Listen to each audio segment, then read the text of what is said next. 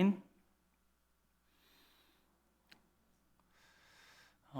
누가복음 8장 22절부터 56절 끝까지 말씀에는 예수님께서 자연을 다스리시고 귀신을 쫓으시고 질병을 고치시고 죽음에서 살리시는 그 장면들이 이어집니다. 이것은 무엇을 의미하는 걸까요? 자연과 귀신과 질병과 죽음을 이기시는 예수님, 바로 예수님께서 하나님, 내가 하나님이다 라는 것을 제자들, 그리고 지금 우리에게 이 말씀을 함께 나누고 있는 우리에게 예수님께서 가르쳐주고 계시는 것입니다. 예수님은 이 8장의 시작을 통해서 하나님 나라의 비밀을 가르쳐 주셨어요. 하나님 나라는 이러하다 라는 것을 이제 그 비유를 가르쳐 주시면서 더 이상 감추어진 것이 아니라 온전한 하나님 나라가 드러나게 되고 그 예수님을 통해서 그 나라가 이루어질 것이다 라는 것을 말씀을 하셨어요. 그러면 그 나라가 이루어지려면 그 나라를 이루실 분이 필요하잖아요. 그러니까 결국엔 내가 그다라는 것을 예수님은 이제 제자들을 그리고 이 말씀을 함께 나누고 있는 우리들에게 말씀해 주고 계시는 겁니다. 오늘 말씀은 우리가 너무나도 잘 알고 있는 말씀이죠. 제자들의 믿음을 예수님께서 꾸짖으시는 모습을 우리는 보게 됩니다. 제자들에게는 한계가 있었어요. 어떤 한계였냐면 믿음입니다. 그들이 무엇을 믿어야 되고 어떻게 믿어야 되는지에 대해서 그들은 한계를 가지고 그들 앞에 서신 예수님을 늘 바라보고 있었다라는 것입니다. 그래서 예수님은 그들에게 바른 믿음을 가르치시고 심기 위하여 자신이 누구이신지를 감추지 아니하시고 이제 드러내고 계시는 거예요. 오늘 말씀의 시작은 이러합니다. 우리 22절과 23절 말씀 함께 읽어보겠습니다. 하루는 제자들과 함께 배에 오르사 그들에게 이르시되 호수 저편으로 건너가자 하시매 이에 떠나 행선할 때에 예수께서 잠이 드셨더니 마침 광풍이 호수로 내리침에 배에 물이 가득하게 되어 위태한지라. 예수님께서 제자들에게 어디로 가자고 하시나요? 어딘지에 대한 행선지는 알려주지 않으셨지만 호수 저편으로 가자라고 말씀하고 있습니다. 뒤에 나오는 말씀에 이어지는 말씀에 보면 26절에 이렇게 되어 있거든요. 갈릴리 맞은편 거라사인 땅, 26절에 보면 이렇게 말씀하고 있어요. 그러니 그들이 지금 어디로 향하고 있는 것을 우리가 예상해 볼 수 있나요? 거라사인의 땅으로 예수님과 제자들이 가고 있어요. 거라사인들이 살고 있는 지역, 어떤 지역일까요? 이름만 들어도 이방인이라는 걸 우리는 잘 알 수 있습니다. 그들은 갈릴리해 남동쪽에 있는 이방인 지역이었어요. 그런데 이들은 어느 국가에도 속하지 않는 자치정부를 형성하고 있었던 곳이었다라고 말을 해요. 그러니까 유대인들이 봤을 때는 이방인들은 상종을 하지 않아요. 그죠? 그런데 상종하지 않는 이방인들 중에서도 나라가 없어요. 그럼 결국 유대인들, 예수님의 제자들도 유대인이니까 그 유대인들이 봤을 때는 예수님이 가고자 하시는 그 땅은 어떤 곳인가요? 가지 말아야 되는 곳이라고 제자들은 여기고 있었다라는 겁니다. 환경이 다르겠죠. 분명히 문화가 다를 겁니다. 물론 갈릴리 호수가 그렇게 넓은 호수가 아니기 때문에 뭐 왕래 정도는 할 수 있었겠지만 전혀 다른 문화와 환경을 가지고 있었을 거예요. 제자들에게는 마땅치 않은 걸음이라는 거죠. 거기서 만나게 될 어떤 위험, 이 이방인들이 예수님을 어떻게 할지도 모르고 우리를 어떻게 할지도 모른다는 위험을 가지고 있었기 때문에 제자들에게는 그닥 가고 싶지 않았던 곳으로 이해를 하시면 좋을 것 같아요. 제자들도 어쩔 수 없어요. 유대인이니까요. 원하는 방향이 아닙니다. 그러면 제자들이 원했던 방향은 어딜까요? 제자들은 지금 누구를 보고 있나요? 그와 함께하고 있는 예수님을 봤어요. 예수님은 이전에도 죽은 자를 살리셨고 병든 자를 고치셨고 끊임없이 기적들과 이적들을 행하시면서 예수님의 능력을 보여주셨어요. 그러니까 예수님의 권능이 얼마만큼 큰지 제자들은 경험하고 있었던 중이라는 거예요. 그러면 그 권능으로 어디를 향해 가야 될까요? 저기 이방인이 살고 있는 지역이 아니라 어디로 가야 돼요? 당연히 예루살렘으로 가야죠. 왜요? 이분은 어떤 분이시니까요? 이 나라의 왕이 되셔야 하는 분이기 때문에 저 이방인들 상종 못할 그들과 함께하는 것이 아니라 예루살렘으로 가서 빨리 세상의 왕을 패하고 예수님께서 왕에 등극하는 것, 그것이 제자들이 기대했던 길이었다라는 겁니다. 그런데 예수님은 그들이 원하는 방향과 정반대의 길을 향하시죠. 이유도 안 알려주세요. 나 거기 왜 가는지 알려주지도 않으세요. 알려주면 그래도 예수님이 거기서 무엇을 하시겠구나라는 걸 아니까 그러면 언제쯤 돌아올까요? 라고도 물어볼 수 있는데 예수님은 그것조차도 말씀해 주지 않으셨어요. 그러니 제자들은 근심과 걱정으로 지금 호수를 건너가고 있는 중입니다. 그런데 예수님 뭐 하고 계시나요? 너무나도 태평하게 주무시고 계세요. 여러분들이라면 어땠을까요? 여러분들의 마음은 어땠을까요? 솔직해져 볼까요, 우리? 네, 여러분들의 표정이 다 말해주고 있어요. 예수님을 답답해 하겠죠. 말이라도 해주든지 아니면 우리랑 좀 뭔가 얘기를 해주든지 지금 잠을 잘 땐가? 라고 생각하고 있었을 겁니다. 그런데 어떤 일이 일어나나요? 예수님 주무시고 계시고 제자들은 걱정과 근심이 가득해요. 그런데 23절에 말씀하고 있듯이 큰 광풍이 불어 닥쳐서 배에 물이 차기 시작합니다. 배에 물이 찬다. 혹시 경험해 보신 분 계신가요? 없으시죠? 네, 저도 없습니다. 얼마나 무서운 일인지 사실 우리는 얼마만큼 이해는 못해요. 하지만 바람이 부는 바다, 그리고 거기서 파도가 쳐서 배에 물이 가득 찼다. 지금처럼 우리가 바라보는 큰 배를 타고 넘어가는 길이 아니었기 때문에 제자들에게는 너무나도 두려운 길이에요. 그러니 그 광풍 앞에 이제 제자들이 어떻게 하나요? 두려움으로 인해서 원망하기 시작하는 거예요. 왜인가요? 그들이 왜 원망을 하고 있을까요? 진짜 광풍을 만나서인가요? 광풍을 만났기 때문에 원망했다고 생각하시나요? 왜 원망했을까요?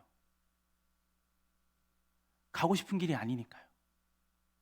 만약 내가 가고 싶은 길이라면 그 광풍 정도 만나는 건 아무렇지도 않아요. 왜요? 내가 원하는 게 있으니까요. 그런데 지금 그들이 가고 있는 이방인 땅은 그들이 원하는 곳이 아니에요. 그러니 예수님께서 가고자 했던 그 방향이 원치 않은, 그들이 싫어하는 곳이기 때문에 그 광풍을 만나니까 이제 그 누구를 원망하기 시작하는 거예요? 예수님을. 거라사인 지역으로 가자고 했던 호수 저편으로 가자고 하는 그 예수님을 원망하기 시작하는 거예요. 그런데 이 일은 갈릴리 지역에서 자주 일어나는 일이었다라고 해요. 갈릴리는 비교적 작은 호수입니다. 가보셨나요? 저는 가봤습니다. 자랑하는 건 아니고요. 네, 거기서 나는 물고기도 먹어봤습니다. 네, 맛이 없어요. 제가 맛없을 정도면 어느 정도인지 아시겠죠? 제가 맛있는 것만 먹게 생겼나요? 네. 갑자기 산 쪽에서 바람이 불어오면 한 6m에 달하는 파도가 치기도 한대요. 그런데 제자들은 어디 사람인가요? 그 속해 있었던 제자들의 대부분의 사람들은 갈릴리 지역의 사람들이에요. 그러니까 그걸 모르지는 않아요. 그런데 그들이 예상했던 것보다 더 큰 파도를 만났을지도 모르고 그들이 생각했던 시간이 아니었기 때문에 이 파도가 이르는 시간이 아니었기 때문에 제자들도 당황할 수밖에 없었던 겁니다. 그러니까 그들의 경험, 그들의 지식, 그들이 해왔던 그 어떤 것도 그 강하게 불어오는 바람 앞에서는 아무 일도 할 수가 없었던 겁니다. 이렇게 이해되지 않는 방향, 그리고 이해되지 않는 상황이 계속해서 이어질 때 제자들의 마음이 어떠한가요? 무너지기 시작해요. 우리도 그렇겠죠. 주님이 나로 하여금 가라고 하신 그 길이 때로는 원하는 길이 아닐 때가 많아요. 저는 그랬던 게 많았던 것 같아요. 그런데 그 가운데 또 어려움이 찾아와요. 그러면 우리 마음에 어떤 생각이 드나요? 나를 왜 거기로 보내셨을까? 라는 의심이 먼저 찾아오게 되는 거예요. 그러니까 불신이죠. 왜 나를 거기로 보냈을까에 대한 그런 믿음 없는 우리의 모습을 보기도 한다라는 겁니다. 주님을 따라가는 길인데 계속해서 물이 배에 차오르고 바람이 계속된다면 그 어떤 믿음 좋은 사람일지라도 무너질 수밖에는 없어요. 그래서 제자들이 어떻게 하나요? 예수님을 깨우기 시작합니다. 24절 말씀 함께 읽어볼까요? 제자들이 나와 깨어 이르되 주여 주여 우리가 죽겠나이다 한데 예수께서 잠을 깨사 바람과 물결을 꾸짖으시니 이에 그쳐 잔잔하여지더라. 아멘. 제자들이 예수님을 깨우면서 뭐라고 말하나요? 주여 주여 우리가 죽겠나이다. 우리가 지금 죽어가고 있는데 예수님 뭐 하시나요? 지금 그 배 위에 누가 계시나요? 예수님이 계세요. 제자들도 알아요. 그런데 그 분을 향하여 제자들이 뭐라고 얘기해요? 우리가 죽게 됐는데 왜 우리를 돌보지 않느냐라고 원망해요. 이번 위기도 자신들의 노력으로 극복할 수 있는 일이 아니라는 걸 알고 있었어요. 언제나 그랬듯 그들을 살려주실 분을 기대하며 예수님을 깨우고 있어요. 제가 그 배 위에서 파도는 만난 적이 없는데 튜브 위에서 파도를 한번 만난 적이 있어요. 저는 물을 굉장히 싫어해요. 수영도 잘 못해요. 그래서 군대 가기 전이었던 것으로 기억하는데 갑자기 어머니가 가족여행 가자. 저희 어머니는 피 중에 피시거든요. 피인 아들의 입장에서도 당황스러웠어요. 가재요 갑자기. 그래서 그냥 갔어요. 정말 그냥 갔어요. 가서 강원도 어느 해변이었는데 해수욕장에서 이제 튜브를 타고 해수욕을 즐기고 있었어요. 그래도 갔으니까 기분 좋은 마음으로 파도를 타고 있었습니다, 나름. 그런데 갑자기 어떤 큰 파도인지는 모르겠어요. 제 뒤에서 파도가 저를 덮치더니 제가 물에 빠졌어요. 걱정해 주셔서 감사합니다. 네, 살아있어요. 걱정하지 마세요. 네, 전 여기 있어요. 꼬르륵 꼬르륵 계속 내려가는 거예요. 어디가 끝인지도 모르겠어요. 와, 망망대해에 빠진 느낌. 경험해 보셨나요? 전 해봤어요. 아, 이렇게 하다가는 정말 죽을 수도 있겠다라는 생각이 들었어요. 그 짧은 제 인생이 막 파노라마처럼 막 스쳐 지나가면서 회개가 나오기 시작하는 거예요. 하나님, 저 천국 갈 수 있는 거 맞죠? 묻기 시작했어요. 못 갈 것 같았거든요, 그때는. 막 그 물속에서 그 아주 짧은 시간 막 기도하고 막 하고 있는데 발이 닿는 느낌이 났어요. 아, 한번 딛고 일어나서 내가 여기 있다라는 걸 빨리 사람들에게 알려줘야겠다. 그래서 온 힘을 다해서 발을 차고 올라갔어요. 딱 섰어요. 푸 했는데 주변에 있는 사람들이 웅성웅성 하는 거예요. 근데 그 웅성웅성 소리를 들어보니까 비웃는 소리예요. 일어나 보니까 제 무릎이에요. 네, 여러분, 얕은 물에서도 큰일 날 수 있어요. 정말 무서웠어요, 저는. 그런데 사람들이 갑자기 저를 놀리려고 딱 쳐다보다가 제 귀에서 피가 나기 시작했거든요. 심각했던 거 맞죠? 아무튼 갑자기 파도가 치기 시작하고 내가 그걸 감당할 수 없을 때 우리는 두려울 수밖에 없어요. 이렇게 작은 파도에도 사람이 손을 쓸 수 없을 만큼 연약해질 때도 있다라는 겁니다. 저는 제자들을 이해할 수 있어요. 그걸 경험해봤기 때문에. 살려달라고 말은 하지만 지금 이 순간을 만든 것 같은 예수님을 원망하는 거예요. 내가 원하는 방향으로 갔으면 이 바다를 건널 이유도 없고 이 광풍을 만나지도 않았을 텐데 호수 저편으로 가자고 하신 예수님이 자꾸 걸리는 거예요. 이걸 다 예수님 때문에 일어난 일처럼 제자들이 느껴졌다라는 거예요. 이런 광풍을 마주한 시간에도 제자들은 주무시고 계시는 예수님을 모르고 있었던 거예요. 예수님이 그 광풍 가운데서 그냥 주무시고 계셨을까요? 물론 모르셨을지도 모르겠지만 그 호들갑 떠는 소리에 예수님은 이미 잠에 깨어 계셨을지도 몰라요. 하지만 예수님은 계속해서 잠을 주무셨어요. 왜요? 거긴 지금 누구와 함께 있다라는 걸 제자들에게 보여주기 위해서예요.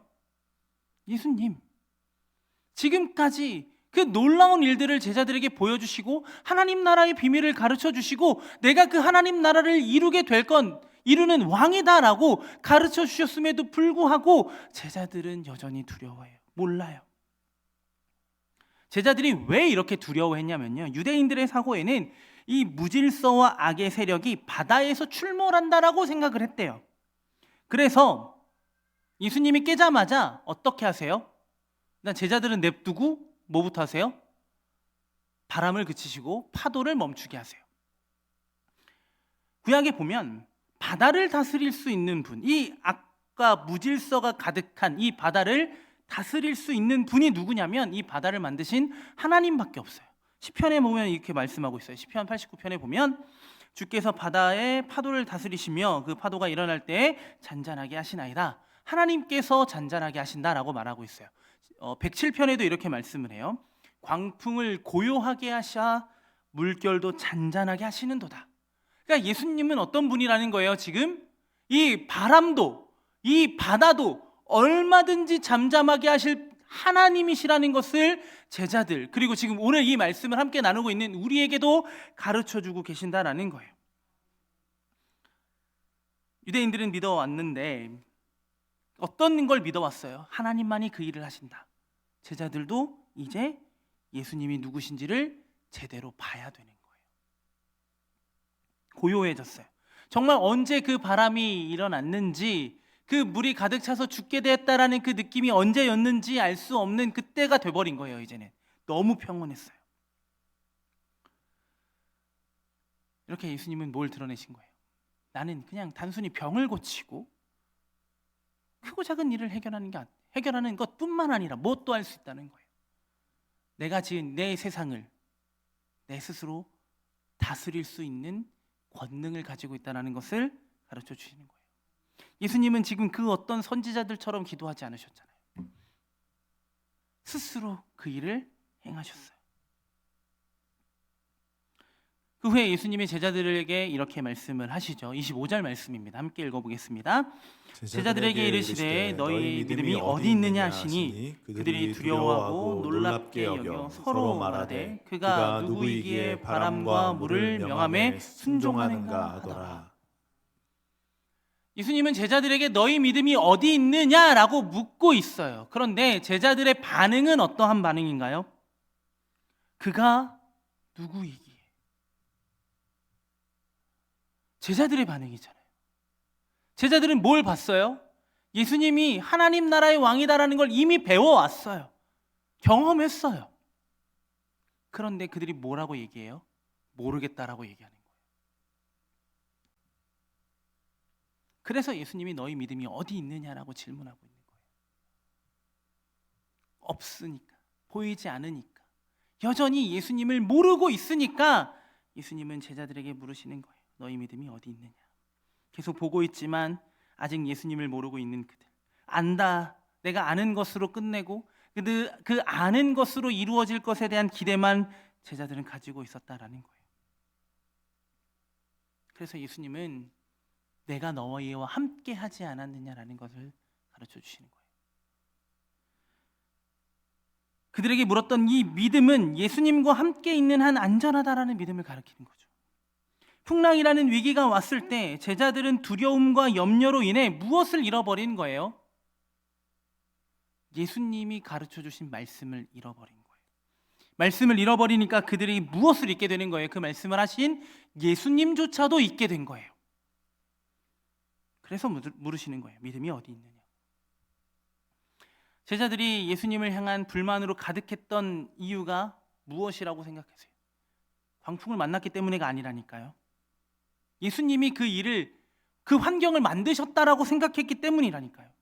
처음부터 예수님께서 인도하시는 길이 그들이 원하는 길이 아니었기 때문에 실망하고 있었던 거잖아요. 이미 광풍을 만나기 이전부터 그들은 시무룩해 있었던 거예요. 우리의 신앙을 돌아봐야죠. 이와 같을 때가 있어요. 우리가 원하는 방향으로 향하고 있을 때는 어떤 광풍을 만나도 상관이 없어요. 우리에게 어떤 이 광풍보다도 더 큰 위기가 찾아와도 상관이 없어요. 왜요? 우리는 이미 선한 길로 향하고 있다는 믿음이 있기 때문에 그래요. 하지만 원하지 않는 길에서 만난 작은 돌뿌리, 길을 걷다가 만난 작은 돌뿌리도 우리는 원망해. 다 하나님 때문이라고 원망하기 시작하는 거죠. 물론 제자들이 만난 광풍은 돌뿌리와 비교할 수 없는 두려움이었을지도 모릅니다. 그런데 중요한 것이 무엇인가요? 어느 때든지 주님은 변함없이 제자들과 함께하고 계셨다라는 거예요. 언제나처럼 그 자리를 예수님은 지키고 계셨다라는 거예요. 그들만 보낸 것도 아니었어요. 거기에 예수님이 계셨어요. 그렇다면 이렇게 묻고 계시는 예수님 앞에 우리가 다시 회복해야 되는 믿음은 무엇일까요? 당연하겠지만 우리가 바라보는 그 어떤 문제보다도 우리가 구하는 예수님이 더 크고 위대하다라는 사실을 믿는 겁니다. 우리는 이걸 모르지 않아요. 여기에 계시는 분들 중에 이걸 모르는 분은 없을 거예요. 예수님과 함께라면 우리는 언제든지 안전할 수 있어 라는 이 믿음을 우리는 다 가지고 살아가요.